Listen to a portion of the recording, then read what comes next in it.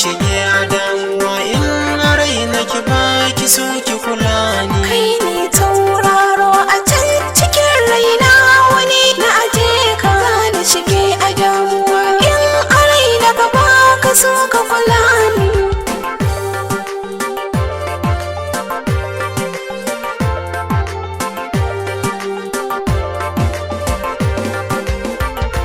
Ya ki taho gimbiya can cikin raina ni kam na je ki raina da damuwa in na zo na gano kwalla a idan ki in kika yi dubiya yanayi na wadai ya zama da naki yau mun yo shaƙo farin ciki na ki yau yana a gare ni.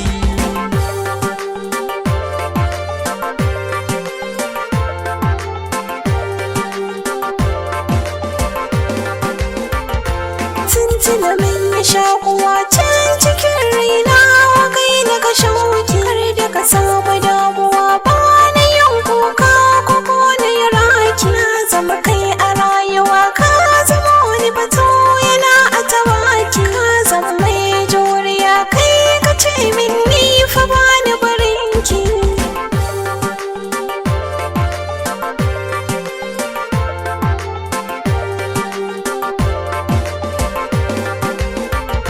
Bana yin mantuwa lamarin so shi haja ce babu, wasu suna faduwa kansa bance da su rashin nasara ba. So ba mai fariya in ya so wata ran ka so yake baba, sai mu zamo tsintsiya mu zama da kai na mu kar mu zama yin gaba.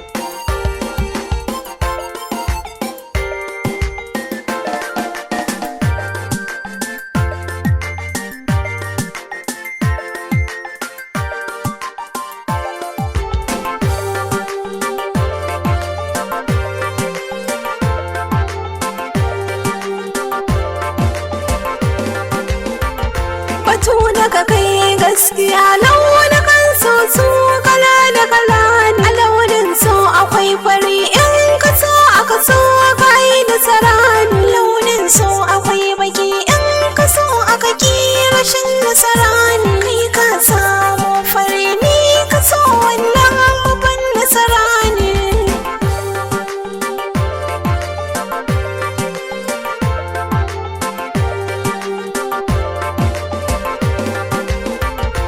Samun ki na yi godiyar jalla Allah shi ya so mu kasance. In kina zo yar uwa bukata ta sai ke kwakin ka amince. In kina yo godiya so da kauna ta ke kin lamunce. Ni shiga dimuwa launukan so ni fari na kazance.